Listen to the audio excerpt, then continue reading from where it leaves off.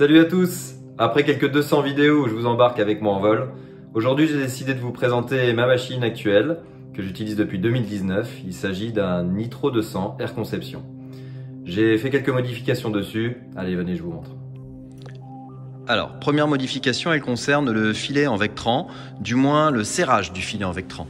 À la base, vous avez proposé par Air Conception une corde blanche qui est serrée derrière la sellette avec un système de ressort et un espèce de tendeur bloqueur. Mais avec les vibrations, j'ai trouvé que ça se desserrait.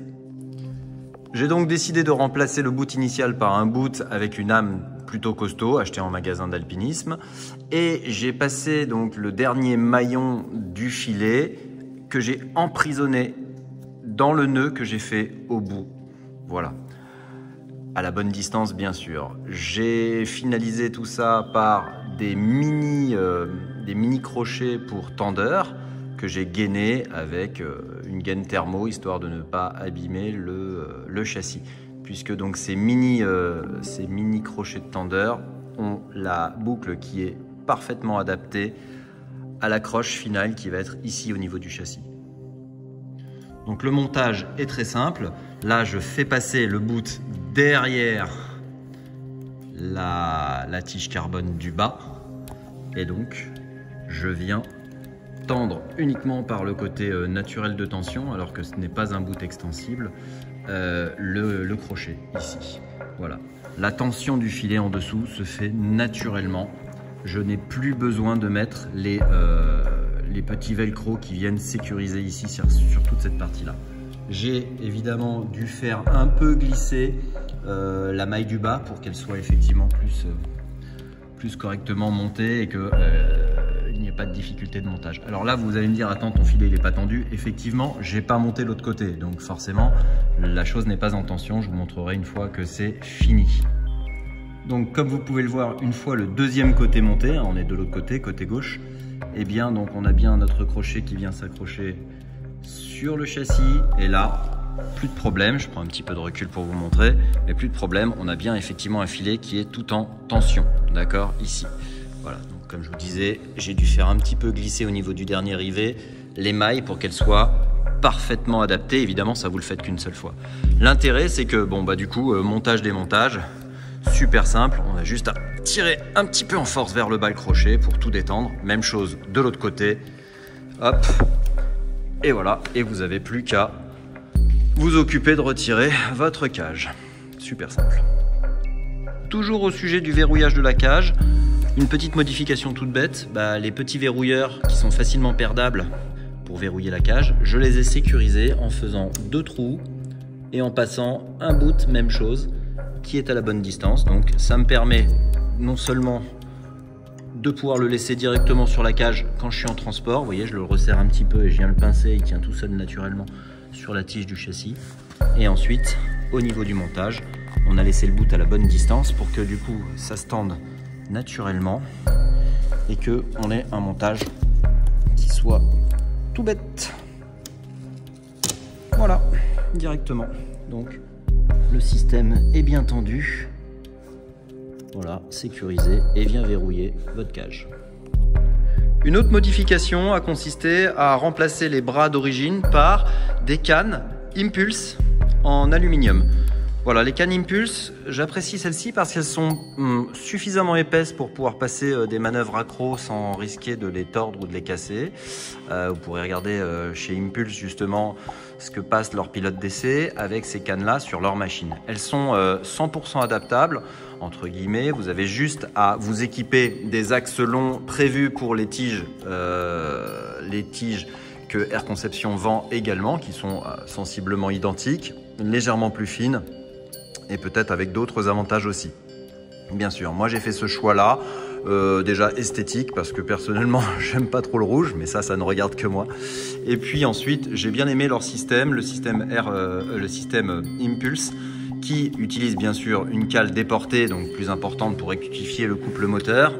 Ça c'est des cales effectivement que j'ai fait refaire, mais surtout leur système ici est assez astucieux au niveau du verrouillage, puisque les pièces qui sont montées ici avec donc les tampons plastiques sont en T.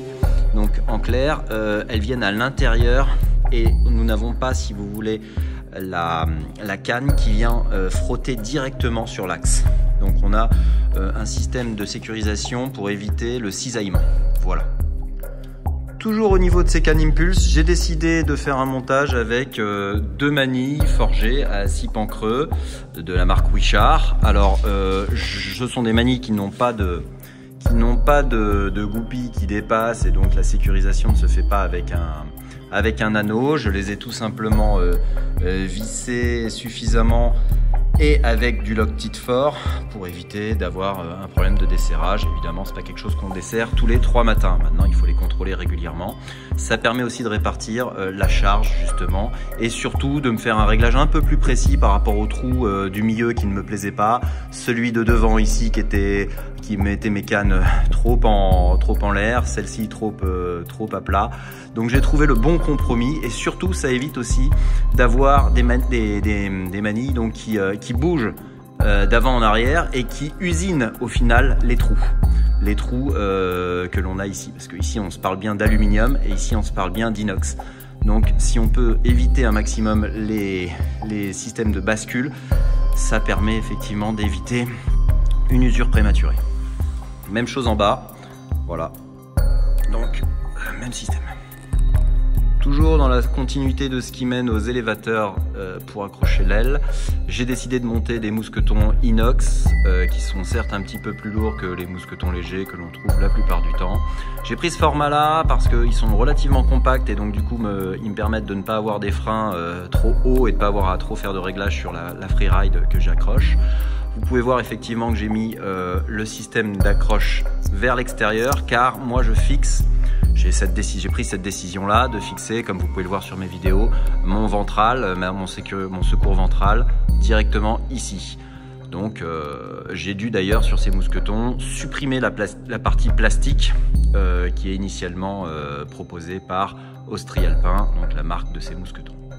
Deuxième chose, afin d'éviter au décollage que le mousqueton tourne sur lui-même et se retrouve dans une position avec l'ouverture vers le haut, bref, quelque chose qui serait complètement non sécuritaire par rapport à ses résistances initiales, j'ai donc sécurisé et gainé toute la partie d'accroche de la sellette split leg avec donc de la gaine thermo épaisse et donc du coup le mousqueton est complètement emprisonné et ne peut plus basculer. Ça évite aussi les frottements sur les coutures d'accroche.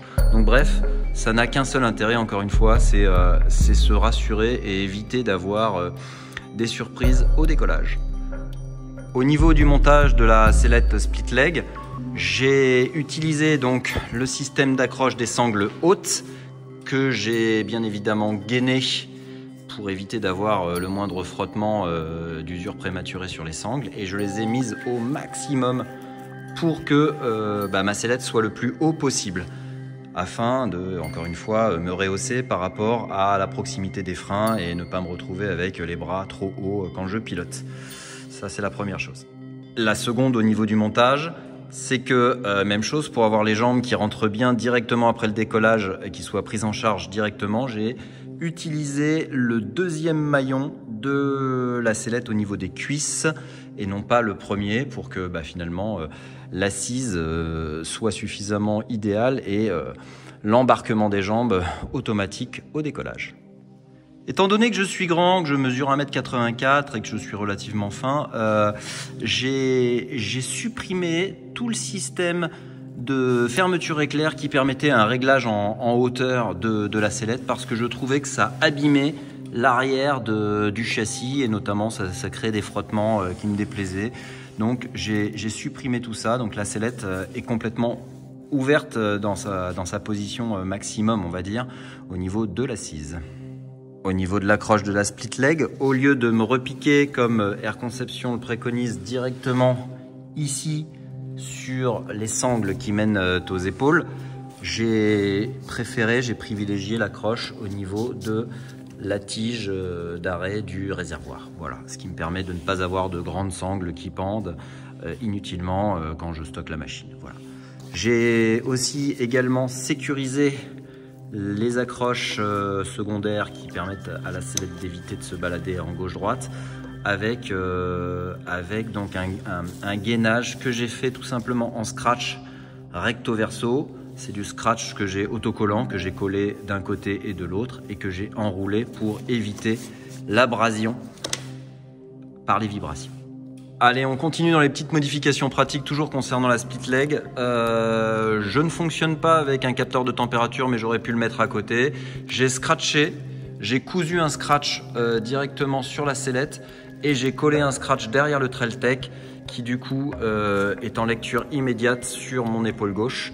Donc c'est plutôt pratique en vol et au moins je n'ai pas de fils qui viennent sur la mécanique de bascule des bras comme plusieurs le font, en tout cas dans d'autres marques. Je me suis inspiré de Pape qui met notamment son petit capteur, enfin la possibilité de mettre un capteur à ce niveau. Donc le fil passe à l'intérieur bien sûr et rejoint directement la bougie ici, hein, tout simplement. Ok. Puisqu'on est à présent au niveau du faisceau électrique, vous pouvez voir que j'ai gainé l'intégralité de tout ce qui était arrivage électrique pour fixer d'ailleurs la batterie juste à ce niveau. Et la batterie, parlons-en, que j'ai modifiée, je suis parti sur une 2200 mAh, donc j'ai protégé elle-même dans un système de scratch autocollant qui est elle-même rentrée dans une gaine thermo très épaisse. Voilà, qui fait quasiment 0,5 mm d'épaisseur une fois rétracté et que j'ai protégé évidemment aussi avec ce scotch. L'intérêt, c'est que ma batterie donc, se positionne très facilement et est immédiatement amovible. Alors évidemment, il faut suivre sa batterie et regarder son chargement, sa décharge et s'intéresser un maximum à elle car je ne la mets pas dans un sac spécifique inifugé en vol. Voilà, c'est un choix. Voilà, on positionne la batterie parallèlement à la partie de protection scratchée du faisceau électrique et on vient directement la brancher. Ensuite, on n'a plus qu'à mettre le scratch qui vient faire le tour du châssis et la batterie se fait totalement oublier derrière la sellette sur la partie gauche pendant le vol. Allez, je vais vous parler maintenant de l'accélérateur que je n'avais pas forcément monté avant parce que je trouvais que c'était un peu quelque chose d'ennuyeux à avoir dans les jambes en permanence si ce n'était pas pour m'en servir régulièrement. Et puis avec la Freeride, j'ai appris à vraiment apprécier de l'utiliser régulièrement. Et j'ai trouvé la petite astuce pour pouvoir avoir un barreau monté en permanence et cependant ultra discret. Je vous montre. Voilà, donc je me suis équipé du modèle Ultralight de chez Ozone, qui est ni plus ni moins qu'une simple vulgaire ficelle gainée. Donc elle passe en effet dans les boucles du bout et puis elle vient dans les petites poulies qui sont directement sur le côté de la sellette split leg. Mais pour pas qu'elle m'embête quand je ne veux pas l'utiliser, je fais le retour des crocs fendus directement ici et je les accroche entre eux. Puis je les scratch sur la fameuse sangle qui évite l'écartement des jambes sur la sellette split leg. Et vous aurez vu une petite particularité, j'ai monté des Brummel Lock. Donc c'est une petite pièce fabriquée par un Allemand. Voilà, donc c'est quelque chose qui est fait avec une imprimante 3D. Et quel est son intérêt? C'est la sécurisation des crocs fendus pour éviter qu'ils s'ouvrent. Donc du coup mon système est complètement sécurisé et comme vous pouvez le voir, je l'oublie totalement si je ne me sers pas du barreau. Je peux même d'ailleurs le monter en plein vol. Voilà, donc là, comme on peut le voir, le croc fendu est ouvert. Ok. Et si je viens fermer la petite pièce plastique, clac, elle arrive et elle vient se cranter directement dans la partie du croc fendu, le sécurisant totalement. Vous faites la même chose sur le second. Et donc, pour quelques euros, vous n'avez plus aucun risque d'avoir ces pièces qui finiront dans votre hélice. Concernant la poignée, j'ai conservé la poignée Air Conception car je la trouve très compacte et vraiment très agréable à utiliser. Bon, il manque peut-être un cruise control, mais à la limite, on s'en sort. Il y a des astuces pour justement bloquer son régime de gaz.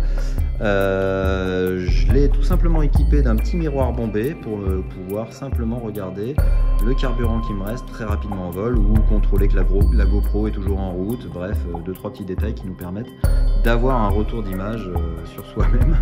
Voilà, donc finalement c'est un miroir bombé que j'ai découpé à la Dremel et que j'ai collé avec une petite mousse autocollante double face. Donc comme la graduation du réservoir n'est que du côté gauche et que ma poignée est à droite sur la machine, j'ai tout simplement fait une autre petite astuce. Je me suis gradué le dernier litre, demi-litre et quart de litre. Et pour le voir encore mieux d'un seul coup d'œil, quand je viens présenter ma poignée en plein vol sur le côté pour y jeter un coup d'œil, j'ai mis tout simplement un collier résident au niveau des 1 litre. Et à la limite, je peux même le bouger si j'ai envie de mettre mon marquage plus haut un jour pour me sécuriser encore plus. Puisqu'on parle carburant, juste à côté de la ligne qui envoie l'essence au carburateur, c'est-à-dire sur la ligne d'arrivée d'air, j'ai monté un petit robinet justement qui me permet de coucher la machine facilement quand je la transporte et d'éviter que l'essence remonte par cette arrivée d'air. C'est également très pratique pour éviter les vapeurs d'essence dans la voiture justement quand je transporte la machine couchée sur les cannes avant dans le coffre. Une autre petite chose dans l'association de la split leg sur ce châssis, l'arrière de la split leg est relativement fragile, du moins le tissu est très fin, et sur une autre machine précédemment avec les vibrations, j'ai remarqué une usure prématurée de l'arrière de la sellette. Donc pour éviter ce genre de problème, je me suis créé tout simplement, encore une fois avec du scratch, que j'ai mis recto verso, autocollant, je me suis créé des protections qui viennent tout simplement gainer les parties d'accroche moteur où il y a les vis qui sont un petit peu justement abrasives. Et j'ai également mis une longueur de scratch autocollant et du coup ma machine après une centaine d'heures n'a pas de soucis. Voilà comment ça donne de ce côté-là. On voit les scratchs effectivement qui viennent tout simplement protéger la partie d'accroche du moteur. On en arrive à la partie hélice et notamment à cette pièce qui commence à se démocratiser de plus en plus, à savoir un montage rapide d'hélice. Donc ça c'est vraiment très pratique. Celle-ci vient de Parazone, donc en Angleterre. Je vous mettrai le lien également. Il existe plusieurs systèmes très fiables. J'apprécie celui-ci car je le trouve déjà esthétique et puis solide, costaud. Le deuxième avantage de ce système, contrairement à l'autre dont je vous mettrai le lien également en commentaire, c'est que le montage, la vis qui vient pour la pièce qui vient sécuriser le bout après l'hélice, n'est pas montée justement de ce côté-là, mais directement sur la machine. Moi j'ai cette préférence-là parce que du coup la pièce amovible que je stocke dans ma housse d'hélice est beaucoup plus petite et ne comporte pas la tige à ce niveau-là. Voilà. Alors, petite spécificité quand même, quand vous recevez, si vous achetez ce type de montage rapide, je vous conseille de démonter directement sans attendre tous les pins, les 6 pins, et de les sécuriser avec du frein filet fort. Parce que j'en suis à mon deuxième, ça se dessert avec les quelques vibrations, et ce qui peut se passer, c'est la rupture d'un pic. Alors l'avantage aussi de ce modèle, par rapport à l'autre que je vous présenterai, c'est que si un pic casse, pendant le vol, il restera en place parce qu'il ne pourra pas sortir, vu que la goupille ici, la rondelle ici n'est pas perforée. Voilà.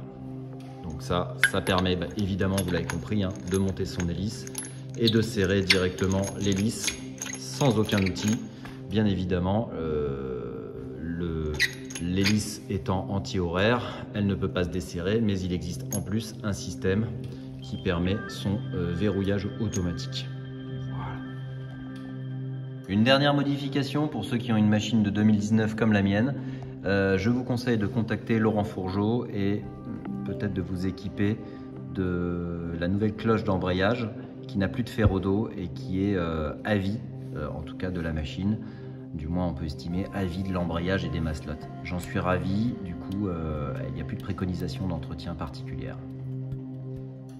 Sur mon hélice, petite précision, comme beaucoup je pense l'ont déjà fait, j'ai monté bien sûr un blindage qui est un autocollant proposé par Iprops d'une matière ultra résistante et surtout avec une certaine souplesse pour amortir les éventuels gravillons et chocs de petites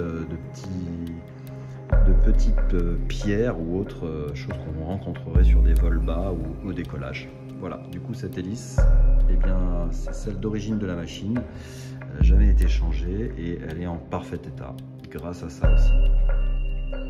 Les derniers détails dont je peux vous parler sont le montage d'une bougie iridium, le montage d'écrous à ovaliser, légèrement ovalisé. Même chose, je vous mettrai le lien en description pour éviter les desserrages, ce qui permet effectivement de ne pas avoir à resserrer si régulièrement que ça sa culasse. Et enfin, pour tout ce qui est joint d'embase, je vous mettrai également en description le nom de la pâte que j'utilise. Je lisse avec le doigt tout le joint, enfin je le gaine avec le doigt de cette pâte avant de monter mon joint d'embase, ce qui m'évite d'avoir le moindre problème de fuite. Et du coup, ça me permet d'avoir une machine ultra propre. Voilà, j'espère que cette vidéo vous aura plu. Vous connaissez maintenant tous les détails de ma machine. C'est comme ça que je l'apprécie au mieux. Et puis on se retrouve très vite en vol. Allez, à bientôt, ciao!